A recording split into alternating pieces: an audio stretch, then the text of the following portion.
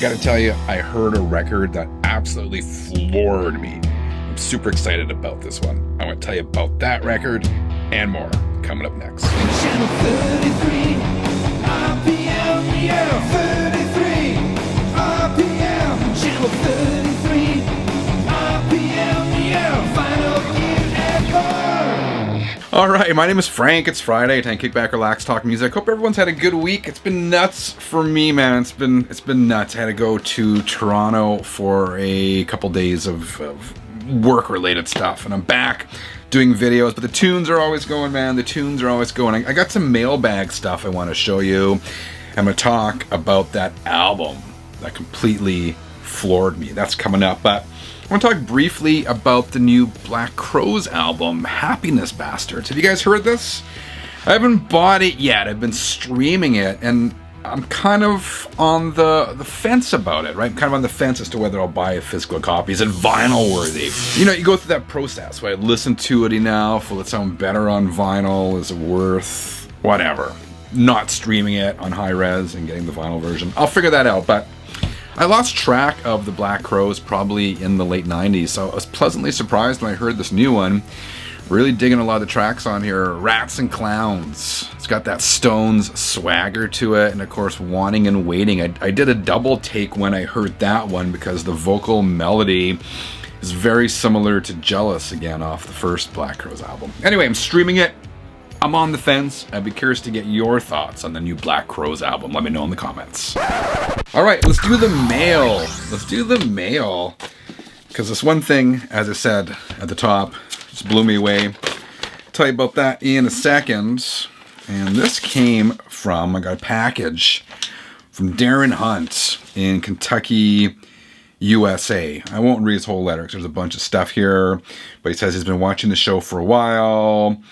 He says he digs the vinyl and CD discussions, and he especially enjoys it that I support local and unsigned artists. He's 52 years old, and he's been doing whatever he can to support the local music scene since he was 15. He says he lives in a really small town in Kentucky, but it's centrally located. It's close to Bowling Green, an hour and a bit from Nashville, and a couple hours from Louisville. So he sent me a bunch of kind of local indie stuff in his area to try out. And this first one, this is the album, man. This is the freaking album that I was floored by. This is the 2002 release from this band, this artist, a band I guess, Tuck Smith and the Restless Hearts.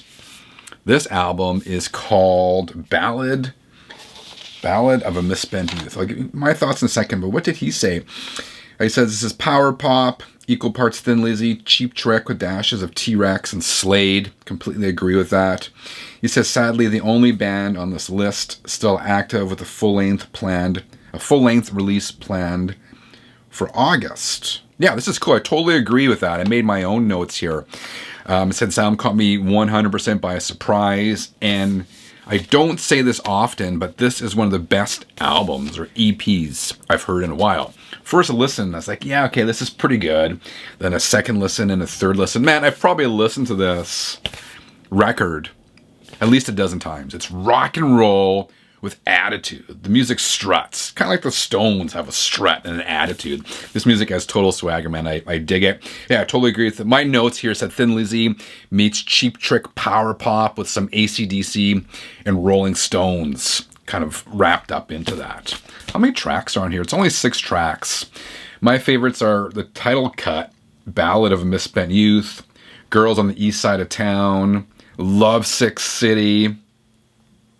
Great tracks, man. I really, really like this.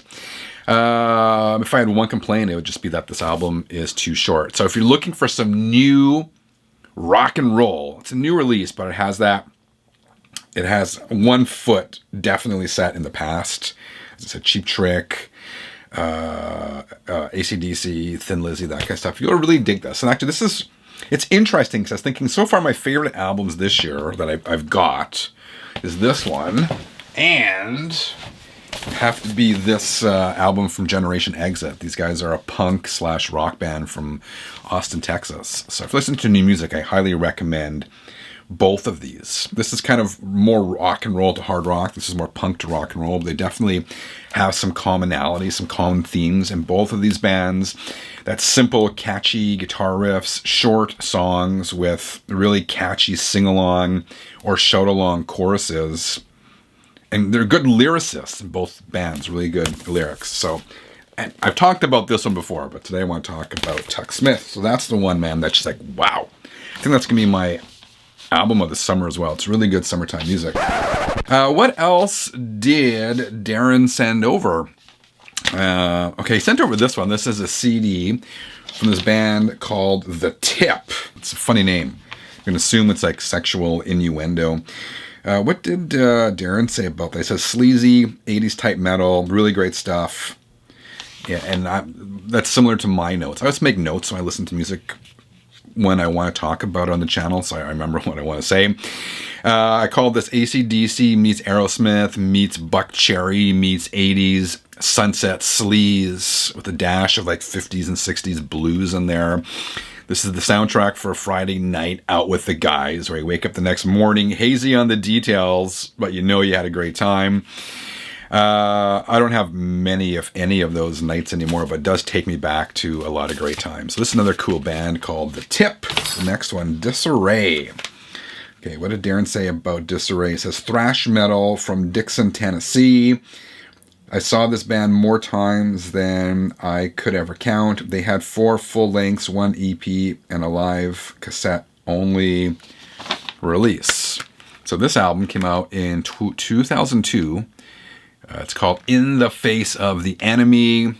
They're a 3-piece. In my notes, it said they land somewhere between Pantera and Corrosion of Conformity. Throw in some Biohazard, and you get a sense of what these guys are about and where they come from. I really dig the guitar tone. There's some cool riffs that make you want to move or slam into people. And the main guy, he's the vocalist and he does all the guitars, Chuck Bonnet. He's got a cool voice, cool riff. So it's another good band called Disarray. The next band is called Denman, Denman. So Darren wrote, heavy, super guitar-driven 80s metal. The brothers Denman are excellent guitarists, and this EP was produced by Michael Wagner. Of course, Michael Wagner worked with Skid Row, I think Accept, a bunch of bands. So Denman are from Nashville. And when I first heard the intro riff to the opening track, The Life We Live, it immediately reminded me of classic Judas Priest. And overall, I found the album to be a fist-pumping homage to early to mid-90s hard rock and metal. A lot of cool melodies and hooks, clean vocals, with songs largely about girls, leather, and rocking. A few of your favorite things as well. And this fits well within that whole new wave of traditional heavy metal movement that was big a few years ago. Another cool release. I actually dig all of these. And besides that, Darren sent me a few burn CDs, a ton of different bands. I'm not going to go through all of those because there's just so much freaking music and I'm still actually digesting some of this. So I love this, Darren. Thank you very much for sending this stuff over. I love them all, particularly, as I said, Tuck Smith and the Restless Hearts. This so far is one of my favorite albums of 2024, even though it was released in 2022. I'm just getting it. So cool to hear that they are coming out with a full-length release in August. I'll make sure to check that out. I'm going to leave links to some of this stuff below this video so all of you 33ers can check out, because definitely some good stuff here.